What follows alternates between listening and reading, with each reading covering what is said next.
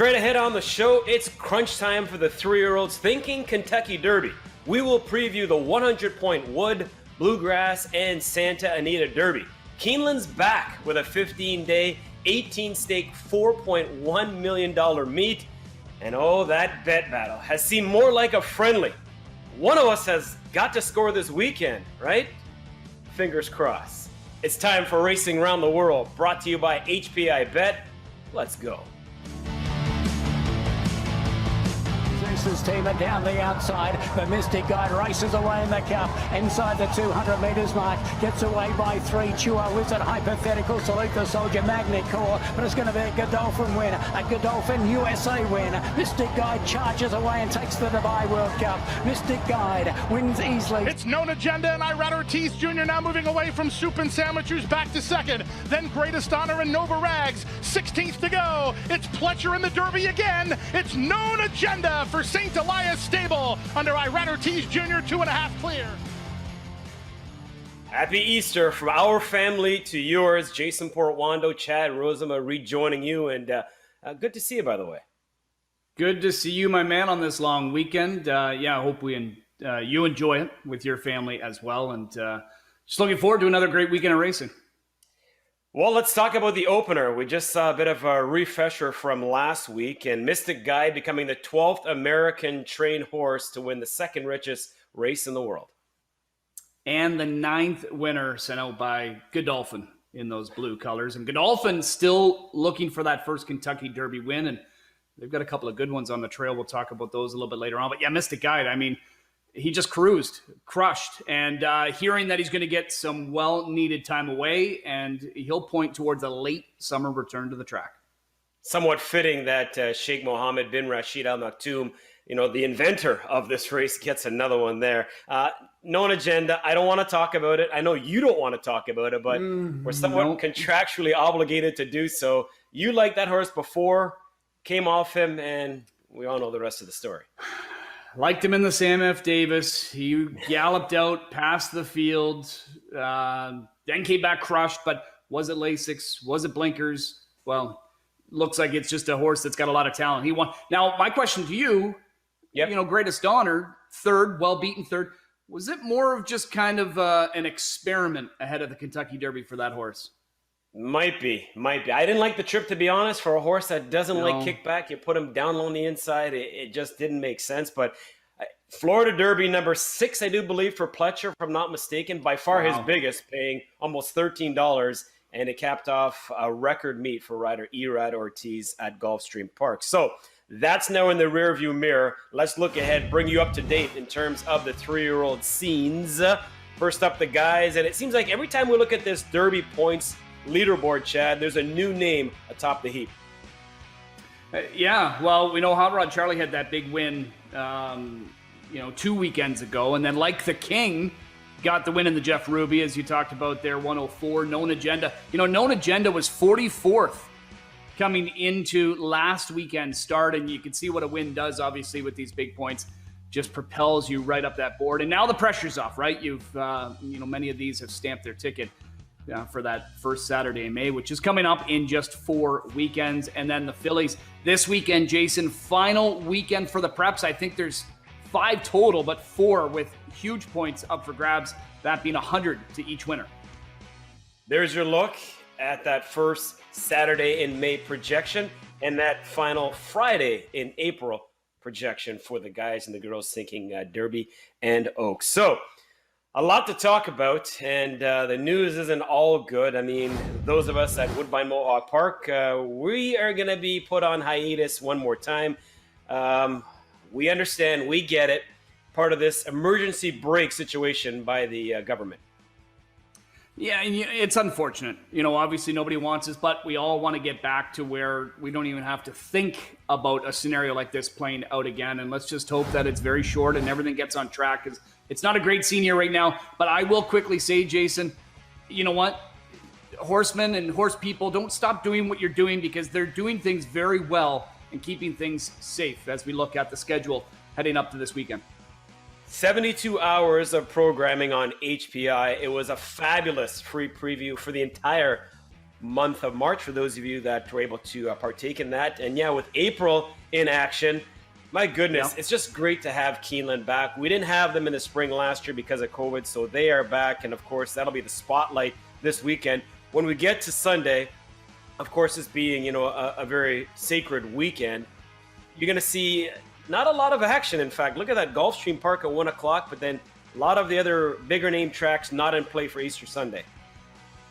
Yeah, just as we know, a little bit lighter, but again, pretty big Friday and Saturday with a lot of significant races. And yes, that Keeneland meet, everybody looks forward to whenever Keeneland comes and races. But that 15-day meet wrapping up on the 23rd. We welcome back Harris Philadelphia, too, on the harness side. April 2nd to the 23rd, and yeah, Harris, I love that meet a lot. But then again, you know me, I love any racing meet. But yeah, Keeneland, yes, the 2nd to the 23rd, 15 days in total, as talked about. There's a look at what's coming up in terms of graded stakes action at Santa Anita. And speaking of Santa Anita, Chad, Sunday, the Las Flores, we welcome back the Champ Gamine as well. So a lot of the big name horses are starting to resurface. Drew the rail in that contest, so lots of stakes action to take in, and it's not going to slow down. It's going to just kind of continue on, and you can see Japan Racing Association, other big racing event as well coming up. Just like last weekend, where Gulfstream took advantage of their Florida Derby Day, Santa Anita Parks planning to take advantage of their Santa Anita Derby Day with the jackpot or the mandatory pick six. 640 grand. That's coming into Friday's program. So if it doesn't go, Porty, it's going to be even bigger. That's right. And look forward to that. And before we talk Santa Anita Derby, let's begin with our first 100-pointer. It's the 97th edition of the Toyota Bluegrass, if you will. 23 horses have used this race as a stepping stone en route to the Derby. Will we get more of that this weekend? And of course, all eyes heavily fixated on that, division leader, Essential Quality, trying to remain perfect for Brad Cox and company. It's been a long time, though, since Bluegrass winner went on to win the Kentucky Derby. So they're kind of trying to end that. And hey, we've got right now, at least talked about Essential Quality being the top colt, and until proven otherwise, that's how we got to keep referring to him, right? He's 4 for 4, but yep. There's a couple others in here, and I know you're going to keep a close eye on one that you've got a futures wager on, and that is your post 3-starter, Highly Motivated. He had the same post in the Grade 3 Gotham. You tried him here. You know what? It was his first start going a mile, stretching out. 1 turn mile, but still stretching out. First start of the year. He had that slow beginning. You could see just kind of, with Castellanos starting to kind of rush up, get into the mix here. But then all of a sudden he's got a steady. And now he ends up, it's kind of already 2, things that held him back right off the bat. Then we get into the top of the stretch. We've got that good stretch duel between Wayburn, who we're going to see back in action this weekend, Crowded Trade, who, both of these fought really hard. But Highly Motivated, I mean, if you could pick out anybody that ran on well on the end of this race outside of the top 2 that looked really good, it was this guy. And I would say from your perspective and from the Connections perspective, for the first start of the year, going longer for the first time, is this not exactly what you want to see? Oh, yeah, 100%. Chad spoke about it, thinking, a 1-turn mile is perfect for the reintroduction for this guy. First start as a 3-year-old. I'm not disappointed the fact that he didn't win. Obviously, the ultimate goal is that first Saturday in May. Sure, the bettors are disappointed. He was 4 to 5 and didn't look like anything like a 4 to 5 choice, but I'll get to my point in a second. But which way are you leaning? Are you going to go with the champ, or are you going to try to beat him? I considered this guy, but you know what? I'd rather just see him continue to improve and then peak for the Derby, and I think the Connections would love that too. But I got to stick with Essential Quality here. I know I tried to beat him in the Grade 3 Southwest. That was not a smart move, and I don't think he beat a whole lot in that race, but still, he did it very, very easily in the slop. It was a good start to the year for him. Going the 2 turns there. He's come back. He's worked great. It's Brad Cox. It's Saez. It's Godolphin. This is their big one, trying to win their first Derby. And I think the beat continues on for him in this start, at least. I agree. The Southwest came up skimpy. Not his fault. All you can do is beat what's, facing you on the other side of the football field, arena, regardless of the sport. So I get it. maybe it's a bit of a greatest honor feel here where he doesn't have to win this race, right? And greatest honor obviously didn't need the points from the Florida Derby and was raced like a horse that did need the points. And maybe I get lucky here with Essential Quality. I'm going to go highly motivated again. I really feel like that's a perfect primer. He gets back to the track where he won the Nyquist the year prior. And I really feel like, this guy is perhaps going to show up big time. And he needs to. He needs to, because as we've talked about, it's situation critical for a lot of these 3-year-olds. Outside of that, though, Chad, I really couldn't find anybody else. I mean, Keep Me in Mind, I guess, is part of the mix, but looks to be a 2-horse race. Well, and you know what, honestly, what about Hush of a Storm? I mean, I was liking him last week, and he scratched out of the Jeff Ruby Stakes, which looked like a much easier spot than this. 2 racing here, knowing Essential Quality is going to be in, and he's 34th on the points list. He needs points. So what do you think of the strategy there? I don't know. Perfect on synthetic. Debut on dirt. Tough spot was a non-factor. I guess we're going to find out. I think this is the time for a lot of the connections to say, hey, either we put up or we need to shut up. On we go to Aqueduct in New York. They've got a huge card as well coming up on Saturday. This is by far the most wide open prep of the weekend.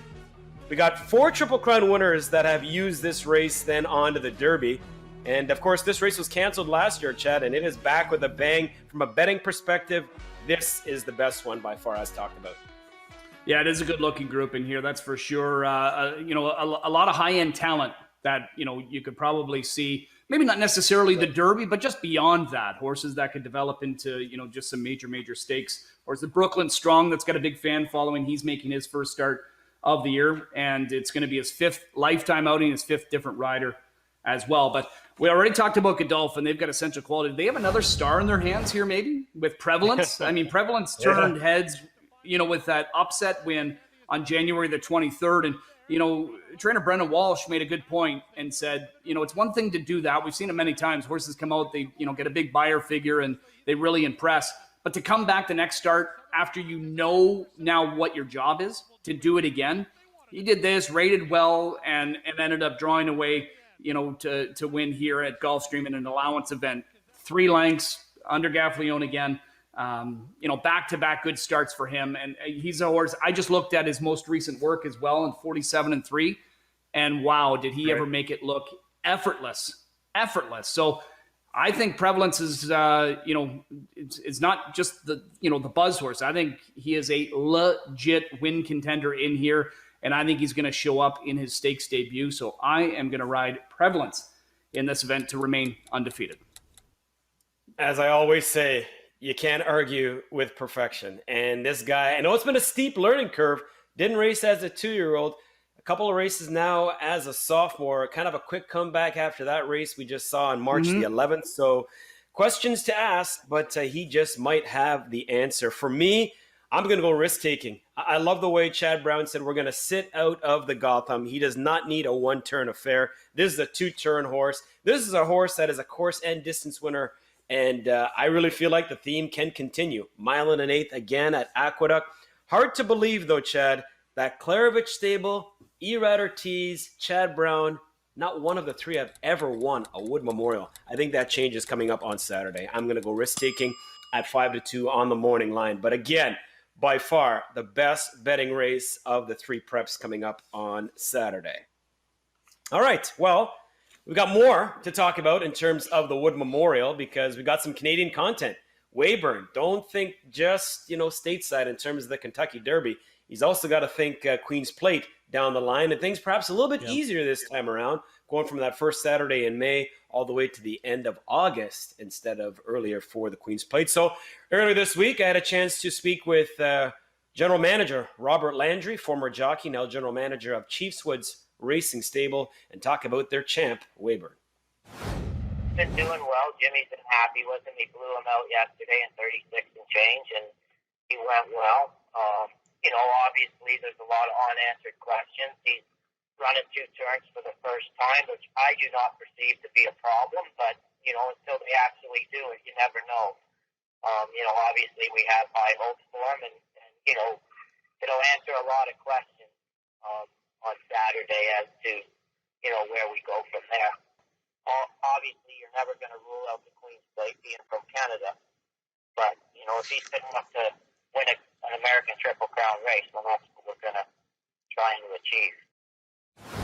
All about the bloodlines. And of course, Chad, he's got the half-brother Yorkton that's standing as well in his next career. Yeah. So, hey, why not take a shot? In this race, again, it's wide open. You got the late lead switch there, and that was the difference. Trevor McCarthy, great ride, and who knows, funnier things have happened. You know, and he's only one of a couple of horses that don't have to sweat it this weekend. Yes, you want to go into the Derby still with good form, but he's got his spot secured. Others desperately need the points to be able to get into that first Saturday in May. So I think he's in a likable situation.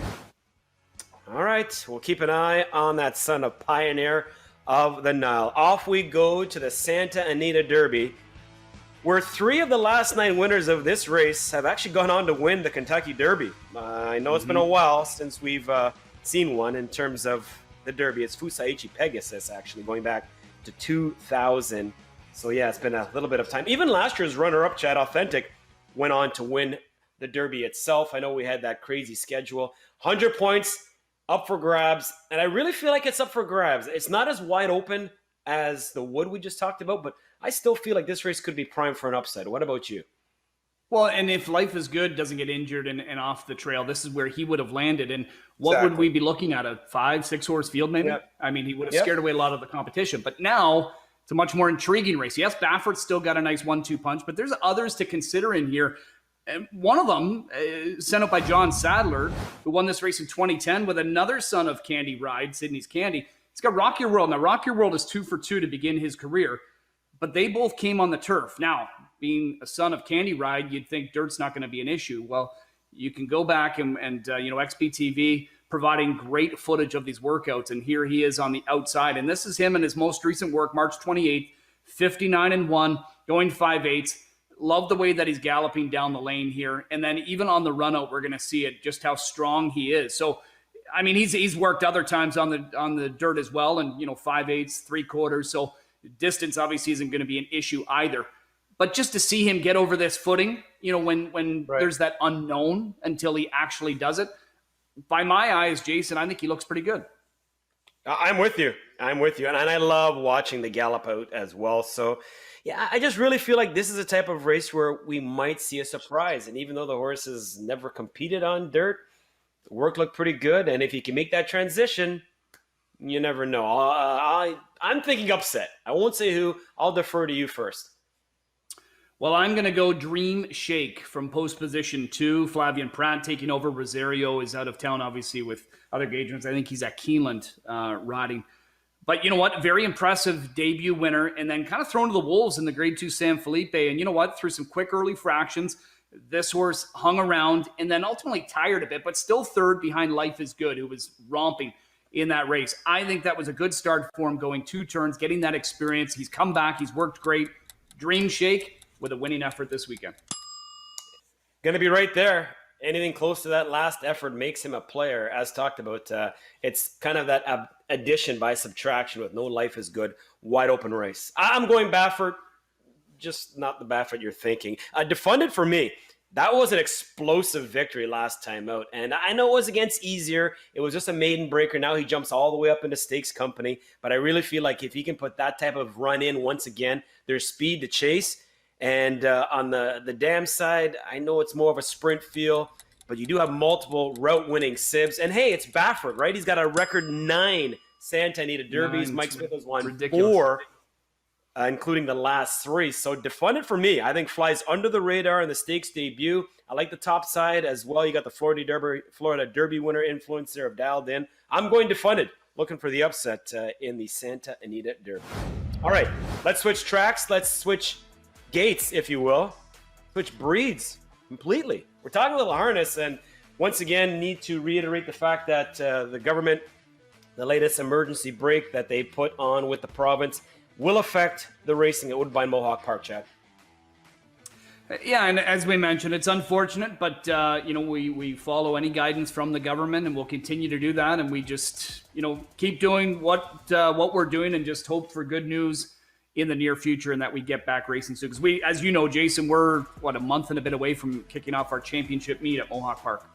That's right. It's not that far away. And we've waited a while to finally say the valedictory final. Well, it's coming up on Friday. Just a half dozen. Inside, outside looks to be where it's at. Yeah, I mean, both the valedictory and Niagara, meant to be Boxing Day, but as we know, we had that previous shutdown. So these just got in under the wire now with the latest shutdown, and I'm sure the Connections are more than happy. They deserve it, I think. But yes, compact field looks like a 2-horse race, maybe just a 1-horse race, because when you go back to the valedictory in December, Beyond Better raced well in both legs. He was second, and then he was a winner. That latest win then propelled him. He's since won 4 in a row, and it's just a different story. He wasn't even the favorite, Jason, in those legs. Well, that'll change now on Friday night. He will be the overwhelming favorite in here. 100%. And Trevor says to Bob, thanks for keeping the seat warm, but I am back, and I will take charge with Beyond Better. Yeah, I think he wins at a small price. What about the Niagara? Do we get a better number here? Perhaps, maybe not. Rose Run Victory, after winning at 12-1 last time, but I realized different scenario. All of a sudden, she's labeled as the 8-5 choice going in. Well, and she comes in like confident, and she yourself, look at the group of mares she beat last time. She doesn't have to face that type here. Her biggest threat is stuck in post position 10. I'd still say look out for Man Don't Forget Me, because if that one can get a trip, if Sylvan can get this one away from the gate well enough and then follow Eddie, if he can get on that one's back, maybe he can pull off the upset. But Rose Run Victory, they're going to have to do some racing, Jason, to prevent her from sweeping this series. And you're right. She dead heated last time out with Kloof Street. That's a salty, really good mare. So I'm with you. I think Rose Run Victory is going to be tough. If she shows up, she doesn't. And who knows? Speaking of showing up, we need to show up because this bet battle has been anything but. I can't even say back by popular demand because it has been a struggle. Yeah, it has. Hey, we've been close. It's just we have kind of getting some things around. I was starting to wonder whose drought was going to end first, the Sabres or ours. But we know the Sabres finally won the other day, so let's follow suit, right? Let's get out of this slump, and looking forward to it. All right. Well, we're not exactly 0 for 18, but $25 is what we got to spend. So, how are you going to break down your $25 wager? Well, the more I look at this race, 40 of the Grade 2 Shakertown at Keeneland, maybe we should have picked a field with 5 or 6 or something in there. This is a good group. I mean, you've got a Baker's Dozen. You've got Bound for Nowhere, the 13 that's raced in this 3 straight years, won it back in 2018. And then you've got Imprimis from post position 2. What I like about this horse is not just his talent, but the fact that I think there's going to be so much speed with a lot of speedsters on the outside in the gate with this short 5.5 furlong sprint. And I think he is going to end up just kind of getting a nice seat and be able to rally down the lane. So I really like him. Everything is built around him. I'm going to go him for the win. I'm going to go him on top with the 13 in behind for second and third. I've got a bunch of them in those other spots for the try. And then I've got $3 left, so why not just go an exacta 213? But the 2 needs to win for me. And needs a trip because, he's going to be back and then put in that late run. And he's obviously a formidable foe. Wouldn't surprise me if he even goes off as the favorite in here. I'm going to go to the far outside. He's got enough speed to overcome the dreaded draw. Bound for Nowhere. You talked about him showing up every year in this race, and he's a couple necks shy of having a 3-race run in terms of the Shakertown. Only multiple winner over the Keeneland turf course. 23% Wesley Ward with this type of layoff horse. Hasn't raced since last year's Shakertown in mid-July. So is he going to be ready? The work suggests he will. I'm going to bet him to win for $13. So 13 to win on the 13. Play him top and bottom with a few other horses in terms of the exacta. And we have to click. I'm going to root for you. I want you to get your 213 exacta. Okay? That's it. Because if you get that, then I'm good. All right. I appreciate it. And as always, we appreciate you tuning in. Our thanks as well to Rob Landry, General Manager of Chiefswood Racing Stable. And there's a lot of ground to cover. Is there one race in particular that stands out for you or not really? It's not a race. I think it's a meet. Keeneland's going to be great with that short spring meet from start to finish. But just this weekend, what a great way to open it up.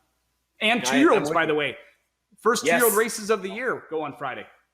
That is what signals spring for me. So we are glad Keeneland's back. We're glad you're back with us. Our thanks to everybody who made this show possible, including you, the viewers, as talked about. That's why we do it each and every Friday, Saturday, Sunday. Catch us anytime over our social media networks, as well as HPI TV. For producer Luke Van Belkom and Chad Rozema, I'm Jason Portuondo saying thanks as always for the company. We'll see you next weekend for another edition of Racing Around the World, brought to you by HPI Bet.